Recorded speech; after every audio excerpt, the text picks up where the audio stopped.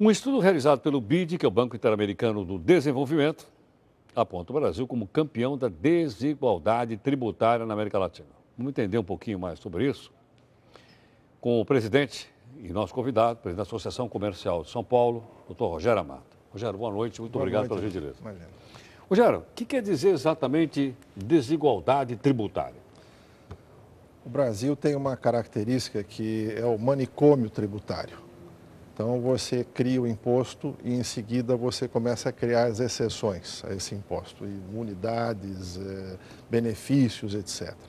E, no decorrer do tempo, isso começa a evoluir de uma tal maneira que você gera essa confusão tremenda. E aí você começa a ter iniquidades mesmo.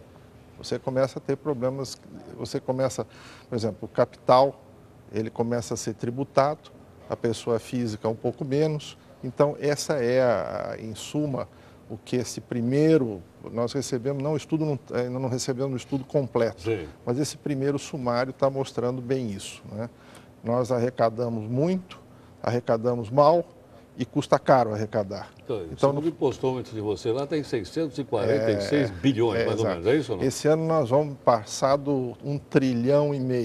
Sim. Nós devemos passar, com todas essas isenções, com todos esses aspectos pontuais que foram feitos, nós vamos passar de 1,5 trilhão. Sim. Agora, essa desigualdade tributária que você disse, são só por causa dessas manobras? Ou é também porque em outros países o imposto de renda tem cargas, tem alíquotas maiores, mas em compensação o imposto de consumo é mais barato? Eu diria o seguinte nesse aspecto, nós temos que entender que o Brasil é um dos raros países do mundo que a população não sabe quanto paga de imposto, né? Então, essa é a diferença que eu acredito que é básica. Quando você sabe exatamente o que você está pagando de imposto em cada produto que você consome, em cada serviço, você se considera um taxpayer, você é um pagador de imposto. Então, a partir daí, a classe política é sensível a isso. Hoje em dia, no Brasil, a classe política não é sensível ao aspecto tributário, porque esse é um assunto para iniciados. E por que é um assunto para iniciados? Porque é complicadíssimo. E nós estamos chegando num ponto que eu sou muito otimista em relação a isso, porque a história está ruim para a fiscalização não consegue fiscalizar mais direito, ela tá caríssima, o controle disso está caríssimo, certo? Está ruim para quem paga, né? E, de uma certa forma, essa iniquidade se estende por todas as áreas. Mas já não tem aquele projeto lá no Congresso Nacional? Tem. Não tem? Que a gente vai poder saber na nota fiscal quanto é que a gente está pagando? Mas, Heródoto, sabe quanto tempo teve que passar isso? Desde a primeira vez que foi colocado no Senado, aprovado por 8 anos. Está 8 anos? Há 8 anos. Agora foi aprovado. Sim. Foi aprovado. Mas está o quê? Para a sanção já da presidente? Já foi. Ela sancionou. Já sancionou. Então sancionou. Já é lei. O que nós estamos agora na fase de regulamentação da lei. E aí surge, claro, eu ouvi uma coisa interessante, o sujeito diz assim, vocês não podem dizer quanto tem de imposto, porque isso é muito complicado. Eu digo, bom, então você está dizendo que é complicado para pagar também, né? A lógica é se... Agora não está subestimando também, não, um pouco a população? O cidadão que falou uma coisa dessa? Não precisa ter medo, sabe, o pessoal parece que tem medo da população. Qual é o problema? Qual é o problema das pessoas saberem quanto Porque aí o pessoal vai pressionar, como você falou. Heródoto, a hora que eu souber que um produto qualquer paga 40% de imposto, acho que gasolina paga 40%, não paga? Paga mais. Aí eu vou dizer, espera um pouquinho, então quer dizer que cada litro de gasolina aqui, metade de gasolina, metade de imposto? Porque as pessoas não sabem disso. Não sabem. Você não sabe que enquanto está dormindo, a energia elétrica está indo lá e metade da energia elétrica é imposto também. Porque são coisas assim que as pessoas vão olhar e, claro, que vai ter uma indignação. Mas também tem o outro lado da história, que a gente ouve muito isso hoje. O sujeito vai para fora do país, vê um parque bonito, uma escola bonita, e o pessoal diz, puxa, como é bem tratado, o pessoal não estraga. Não estraga porque ele sabe que é dele. Claro. Que ele pagou isso também. Sem dúvida. Você, como professor de história, quer dizer, nós somos súditos, nós ainda somos súditos. Do Estado? Do Estado. As razões de Estado são mais fortes que as razões da nação, né? E o contribuinte, quer dizer, então esse estudo do BID, eu achei interessante. Ele é o campeão na América Latina, você falou, do Brasil? É o número 1 em arrecadação, não tem dúvida. Mas você olha um negócio desse assim e você diz assim, peraí, está muito interessante, mas onde é que fica o contribuinte? Certo? Esse estudo leva mais, pelo menos aparentemente, eu não quero ser injusto porque não vi o estudo completo, mas, de novo, é uma tendência de pensar na razão do Estado.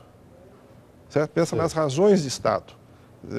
Você é professor, você sabe melhor do que isso. Quer dizer, o Brasil começou o Estado primeiro antes da nação, não é isso? Sim, então, isso é decorrência dessa história toda. Então, o fato de nós sabermos quanto pagamos de imposto é um primeiro passo para nós nos tornarmos um pouco mais cidadãos, um pouco menos súdito. O súdito não sabe por que faz as coisas, ele vai fazendo porque alguém disse para fazer. O cidadão sabe. Então, do mesmo jeito que ele vai se indignar quando estiver numa fila para cuidar de um filho, o filho estiver morrendo, está numa fila para um atendimento de um hospital, ele também vai se orgulhar de um bom hospital, de uma boa escola, claro, de um bom parque, ou seja, vai se tornar mais cidadão. Agora, Rogério, você acha que também as pessoas precisam entender uma coisa que não entendem? Não, esse é problema do governo, é dinheiro do governo. Sim. Não, do dinheiro do governo, não tem nada com isso. Da gente não saber que esse dinheiro do governo é o nosso dinheiro, que sai do nosso bolso. Claro. Sai de uma maneira... Agora, vou contar uma história aqui das 450 mil filhas de aposentados que têm direito a receber aposentadoria, pensão no Rio, e num caso que é para não perder a aposentadoria. 450 mil. É? Quer dizer, é uma coisa... Que boa desculpa para não casar. Boa desculpa para não casar. Eu acho que só aqui em Jabuticaba, não é isso?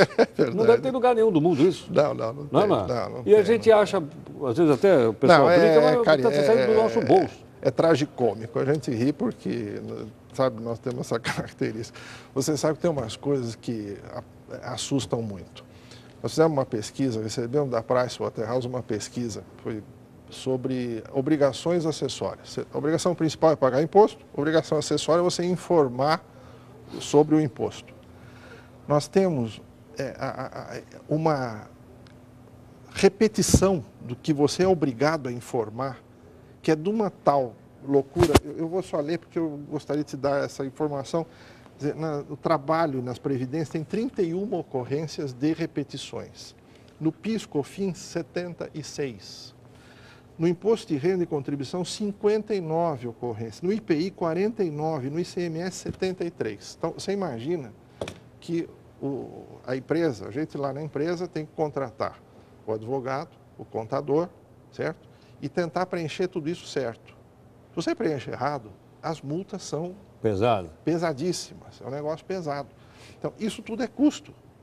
Tudo isso aqui, quem vai pagar é o sujeito quando vai comer que vai passar para o produto. Não tem como.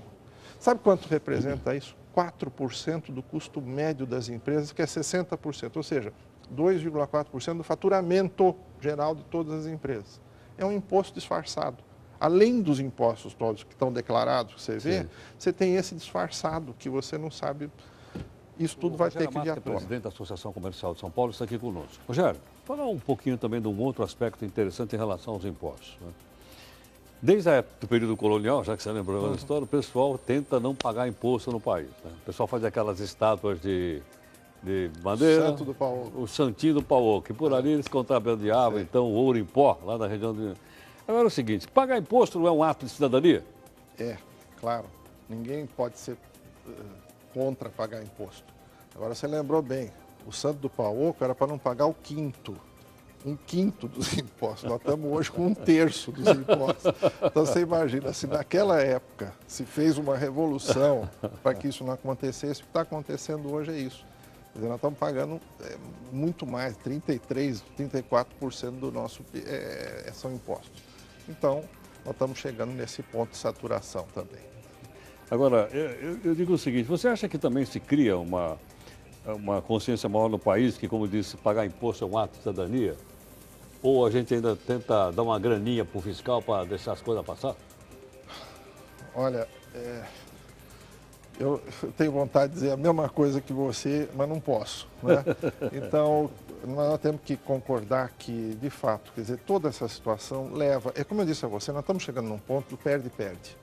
A fiscalização não está feliz com isso, o cidadão não está feliz com isso, o comerciante não está feliz com isso, a indústria, você vê a situação da indústria como está, né? Então, nós estamos chegando num ponto que você vê todo esse pagamento, depois você não tem infraestrutura, você não tem etc. E tal. Então, eu acredito mesmo que as pessoas sabendo, isto comece a influenciar a classe política. A classe política vai se influenciar por isso. A hora que você começar a sentir, ele já vai perceber, aí vai começar a pensar em reforma tributária. Pensar em reforma tributária estão pensando já há anos, né? Não, mas não é pensar em fazer. Fazer mesmo no pensar, duro, não estão pensando. Mas você sabe, as coisas quando estão claras, você se mobiliza quando você tem uma crise, né? Mas a crise não está evidente ainda. Está evidente para meia dúzia de pessoas ou para poucos. Quer dizer, você sabe genericamente sobre o assunto. Agora, quando você tem uma crise, um país se mobiliza para uma guerra. Nós estamos numa guerra. Nós estamos numa guerra comercial com os países da China, etc. Nós estamos vendo a nossa indústria para o beleléu, né? Porque isso é uma guerra. Agora, chegou uma guerra, tem que se mobilizar. Cada um tem que fazer o seu pedaço. Então, ninguém fala aqui para não pagar imposto, mas é evidente que nós estamos pagando mal, nós estamos pagando de uma forma errada e está sendo caro para pagar e você não tem o benefício no fim. E nós não fiscalizamos a maneira que esse imposto é gasto. Sim, mas nós vamos fazer isso, viu, Heródoto? Não, nós vamos soltar daqui 60 dias, primeira vez que estou falando, nós vamos soltar daqui 60 dies o gastômetro. Ah, vai ter gastômetro? Vai ter gastômetro. Deixa eu mostrar o impostômetro primeiro. Mostra lá. para a gente o impostômetro na nossa tela ali, ó. Que é esse aí, né? Nós temos divulgado aqui constantemente. Eu sei disso. Temos divulgado aqui constantemente. Pagamos já 659 bilhões. Aí vocês vão fazer o gastômetro? Nós vamos fazer o gastômetro. Está pronto o gastômetro. O gastômetro é um Google dos impostos. Sei. Você entra lá, certo? E você pergunta o que você quer saber. Então, para a mídia, de uma maneira geral, para a imprensa, de uma maneira geral, vai ser uma ferramenta importante. Claro. Você entra lá e você quer saber quanto se gastou de educação numa determinada cidade. Ou até você pode chegar ao nível de saber quanto foi o orçamento de uma escola pública, por exemplo. Isso é ótimo. Em detalhe, isso está sendo feito. Rogério, muito obrigado pela gentileza. Obrigado por você, Boa noite. Heródoto. Até a Tchau. próxima. Obrigado. Muito obrigado. Viu?